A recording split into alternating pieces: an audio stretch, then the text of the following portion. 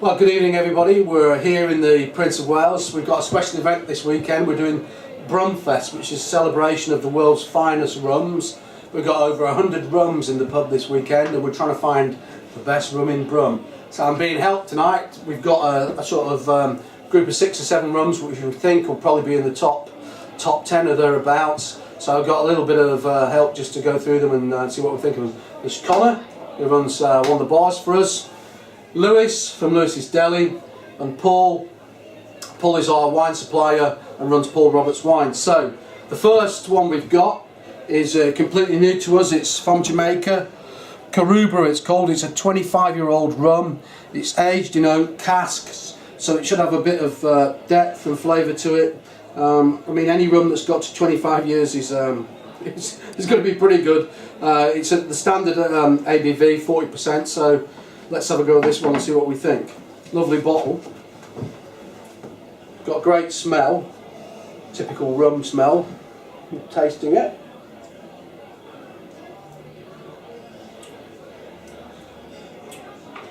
Wow.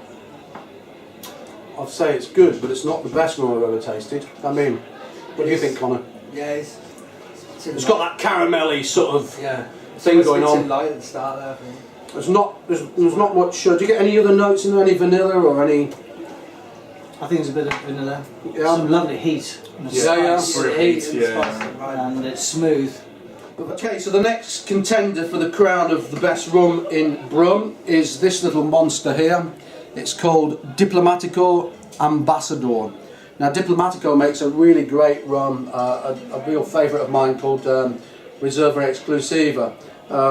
They're all made in Venezuela, but this one is the flagship of the stable, much more expensive, and given that the Reserva Exclusiva is very good, I'm interested to find out what this one tastes like. So, how old is it, Keith? Do you know? It doesn't actually have an age statement on it, so it just says cask strength, so it's 47% ABV. And I think really it's probably a blend of different ages, so if they avoid the age statement it allows them to mess around with the blend a little bit, you know. So it just says selection, which obviously means they are selecting different rums of different ages to blend to the taste of the blend. But anyway, let's see what it tastes like. This is a premium rum. This is an absolutely super premium rum. I mean, a bottle of this, well, I've never seen a bottle before I got it, so that's the first thing. It is pretty rare. You can buy it online.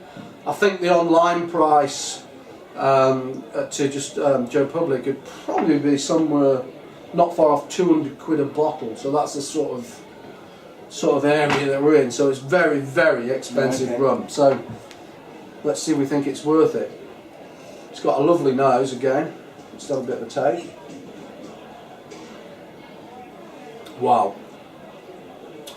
Much more depth, much more sweetness than the last rum. I don't know, but I suspect it's made from molasses rather than cane crush.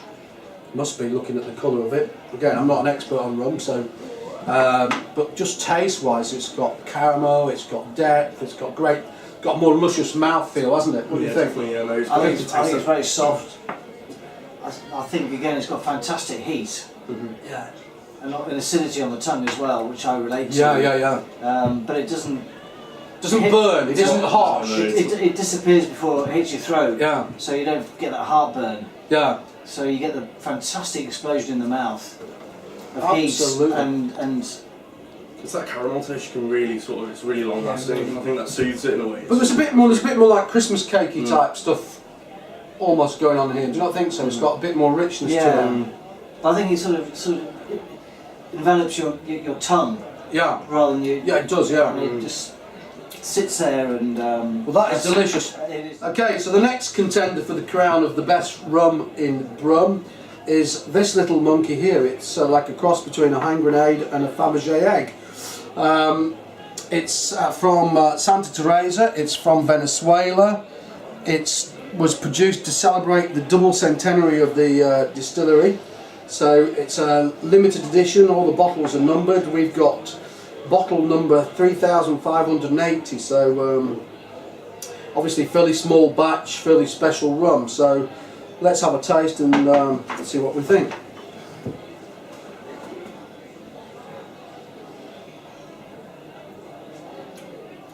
More heat, more almost pepper on the front of your tongue there when you first get into it. Got a little bit of sharpness perhaps. Well, it's not sharp, it's almost like I said, like peppery type. Definitely get the pepper. Yeah, it's got. Right at the front. It's very nice, but it's quite light on the mouthfeel in comparison to the last one. Yeah, it doesn't match up quite as well.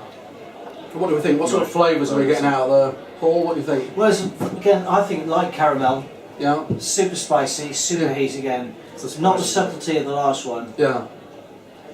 Yeah. Very nice, very pleasant mouthfeel, but not Lovely quite to the drink. finesse of the. See, I think that would be excellent with cigars as well because it's got that spiciness that can compete with the cigar and perhaps hold its own. So that'd be a great like cigar rum for me. But again, it doesn't really challenge the Diplomatico Ambassador yet. I think that's not going to be a winner, but it is very, very good rum. We've got the final contender that we're tasting tonight. We've been looking at a series of rums, just trying to work out which one of them might take the crown as the best rum in Brum. We've got 100 rums here in the pub, and this weekend we've got bRUMfest. You can come down, sample any one of the 100 rums. There's a really, really extensive menu, and really, truly, the best rums in the world are here, including this one.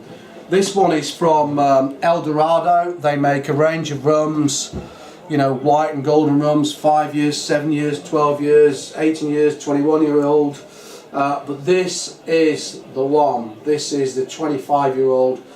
Retail price on this, I don't know, probably somewhere between 300 and 400 quid a bottle. So this is not cheap rum. So we're going to find out if it's worth its money and whether it might take the crown as the best rum in Brum. You can tell me right if you but there you go. So let's have a go. Well, it looks like it's wearing a crown, doesn't it? It does. It's a very fancy bottle. Just good. The smell's lovely.